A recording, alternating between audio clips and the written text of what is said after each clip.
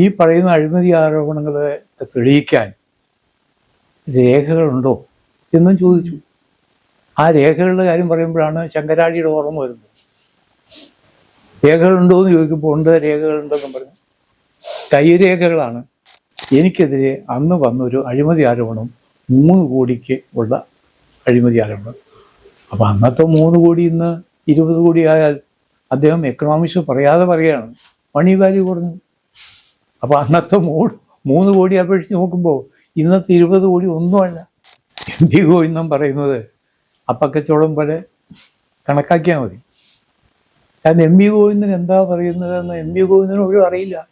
Self financing കോളേജുകളായ 2 കോളേജുകളിൽ മകൾക്കും മകനും പിണറായി വിജയൻ തൻ്റെ രാഷ്ട്രീയ സ്വാധീനം ഉപയോഗിച്ച് അഡ്മിഷൻ വാങ്ങുന്നത്. മാസപ്പടി വിവാദത്തിൽ വലിയ ആത്മവിശ്വാസത്തോടു കൂടിയാണ് മുൻ മുഖ്യമന്ത്രി പിണറായി വിജയൻ സംസാരിച്ചുകൊണ്ടിരുന്നത്, അല്ലെങ്കിൽ നിലവിലെ പ്രതിപക്ഷ നേതാവ് സംസാരിച്ചുകൊണ്ടിരുന്നത്. ആദ്യമൊക്കെ ഒരു ധൈര്യമുണ്ടായിരുന്നു, ED എന്റെ അടുത്തേക്ക് എത്തില്ല, അല്ലെങ്കിൽ ഞങ്ങളും BJPയുമായിട്ടുള്ള ടൈപ്പ് കൊണ്ടായിരിക്കണം ഞങ്ങളിലേക്ക് എത്തില്ല എന്നൊരു ആത്മവിശ്വാസം ഉണ്ടായിരുന്നു.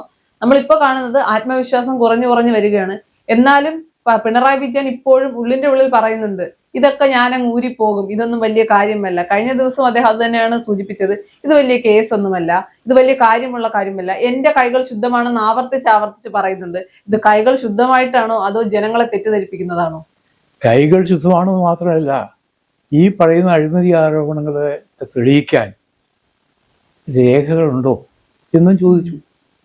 ആ രേഖകളുടെ കാര്യം പറയുമ്പോഴാണ് ശങ്കരാടിയുടെ ഓർമ്മ വരുന്നത്.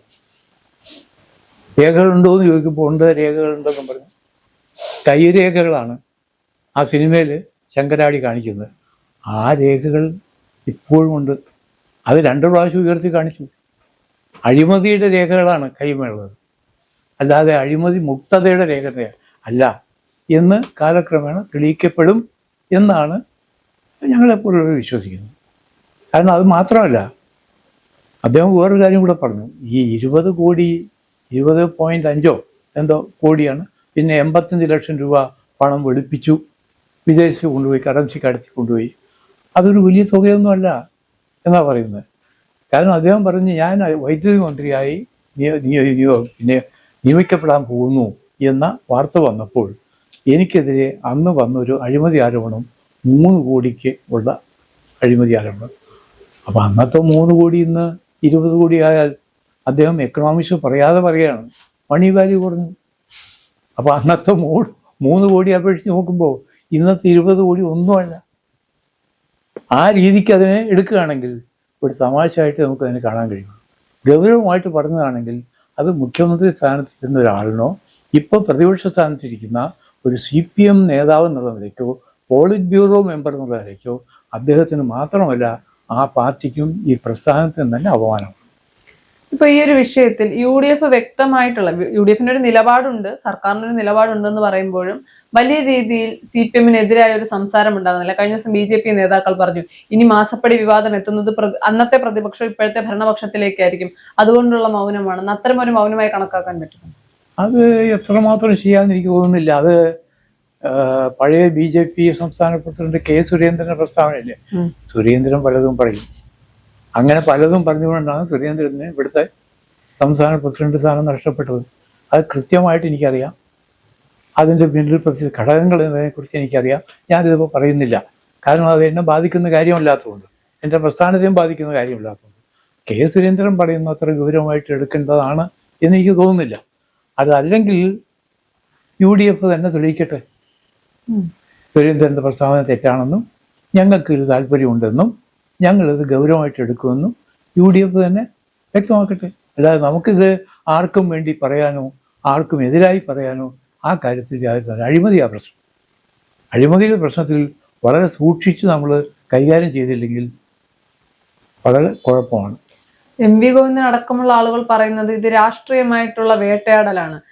മനസ്സിലാകാത്ത കാര്യം ഇത്രയുമില്ല. ഇപ്പൊ ഭരണപക്ഷത്ത് പോലുമല്ല, പ്രതിപക്ഷത്ത് ഇത്രയും വലിയൊരു പരാജയം, അല്ലെങ്കിൽ പരാജയത്തിൽ നിന്ന് കരകയറാൻ കഴിയാത്ത അവസ്ഥയിലാണ് CPM ഉള്ളത്.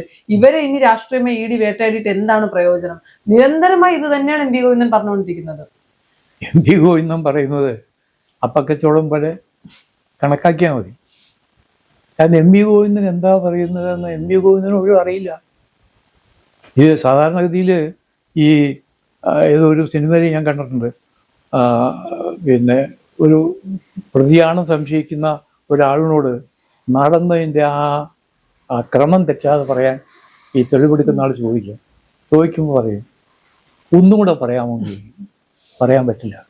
കാരണം കൃത്യമായി ഉണ്ടാക്കി പറയുന്ന കാര്യങ്ങൾ ഒരിക്കലും അത് ആവർത്തിക്കുമ്പോൾ ചില മാറ്റങ്ങളുണ്ടാകും. ഇപ്പോൾ എം വി ഗോവിന്ദൻ ഇന്ന് പറയുന്നത് ആ സെക്കൻഡ് വെച്ച് ഒന്നുകൂടെ പറയാമെന്ന് ചോദിച്ചാൽ ഗോവിന്ദൻ പറയുമ്പോൾ തെറ്റും. കാരണം അത്രയും ഗോവിന്ദൻ അത് ഗൗരവമായിട്ട് എടുത്തിട്ടുള്ളൂ. ഗോവിന്ദൻ്റെ പ്രസ്താവനകളെ ഗൗരവമായി എടുക്കുന്നവർക്കാണ് മണ്ടത്തരം പറ്റുക. അതുകൊണ്ട് എം വി ഗോവിന്ദൻ അത് പറഞ്ഞു ഇത് പറഞ്ഞു എന്ന് പറഞ്ഞാൽ അതിനൊന്നും പ്രതികരിക്കാൻ സാധാരണ ആളുകൾക്കൊന്നും താല്പര്യപ്പെടേണ്ട കാര്യമില്ല. സാധാരണഗതിയിൽ ED എന്ന് പറയുന്നത് വേറിട്ട രീതിയിലാണ് കേസുകൾ മുന്നോട്ട് കൊണ്ടുപോകുന്നത്. അന്വേഷണം എല്ലാം വ്യത്യസ്തമായിട്ടാണ്. വളരെ പെട്ടെന്ന് തന്നെ മാധ്യമങ്ങൾക്ക് പോലും ED ഇപ്പൊ ഒരു തെളിവ് കിട്ടിക്കഴിഞ്ഞാലോ അല്ലെങ്കിൽ മൊഴിയെടുത്തതിന്റെ വാർത്തകളോ ഒന്നും പെട്ടെന്ന് മാധ്യമങ്ങൾക്ക് പോലും ബ്രേക്ക് ചെയ്യാൻ കഴിയില്ല. പെട്ടെന്ന് അറസ്റ്റിലേക്ക് പോകില്ല. വളരെ സാവധാനം ഡേറ്റ് അല്ലെങ്കിൽ തെളിവുകൾ മുഴുവൻ കളക്ട് ചെയ്തുകൊണ്ട് മുന്നോട്ട് പോകുന്നതാണ്. കഴിഞ്ഞ ദിവസം ഒരു പത്രക്കുറിപ്പ് പോലും ED ഇറക്കി. അതിൽ നിന്ന് ഒന്നാമത്തെ കാര്യം, എങ്ങനെയായാലും പിണറായി വിജയൻ അല്ലെങ്കിൽ മാസപ്പടി വിഷയത്തിൽ ഇവരെ കുടുക്കുമെന്നുള്ള EDയുടെ ഉറപ്പായിരിക്കണം അത്തരം കാര്യങ്ങളിലേക്ക് പോകുന്നത്. എന്താണ് ED പഴയ ശൈലിയിൽ നിന്നൊരു മാറ്റം വരുത്തിയത്? അത് ED അല്ല ശൈലിയിൽ മാറ്റം വരുത്തിയത്. EDയുടെ ശൈലി എന്താണെന്ന് മനസ്സിലാക്കുന്നതോട് വെച്ച് അബദ്ധമാണ്. ED ഒരിക്കലും പത്രക്കാരെ വിളിച്ച് ഈ പ്രസ് റിലീസ് കൊടുക്കില്ല. അവരവരുടെ ആ ഒരു ഔദ്യോഗിക ചാനലിൽ കൂടി അവർക്ക് കളക്ട് ചെയ്യാൻ കഴിഞ്ഞ തെളിവുകൾ മുഴുവനല്ല, പബ്ലിക്കിൻ്റെ ശ്രദ്ധയിൽ വന്നാലും ആ എൻക്വയറിയെ പ്രെജുഡിസ്ഡായിട്ട് ബാധിക്കാത്ത രീതിയിലുള്ള എന്തെങ്കിലും വിവരങ്ങളുണ്ടെങ്കിൽ അത് എൻ്റർ ചെയ്യാറുണ്ട് ആ ചാനലിൽ.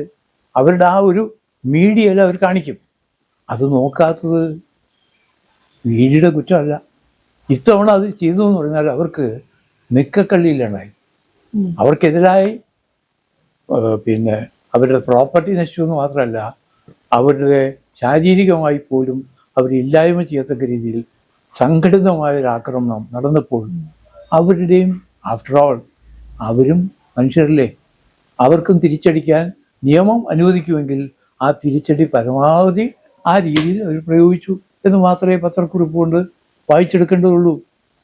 അവർ ഓപ്പണായിട്ട് പത്രസമ്മേളനം ഇപ്പോൾ പിണറായി വിജയനോ അല്ലെങ്കിൽ VD സതീശനോ നടത്തുന്ന പത്രസമ്മേളനം പോലെയല്ല അവർ നടത്തിയത്.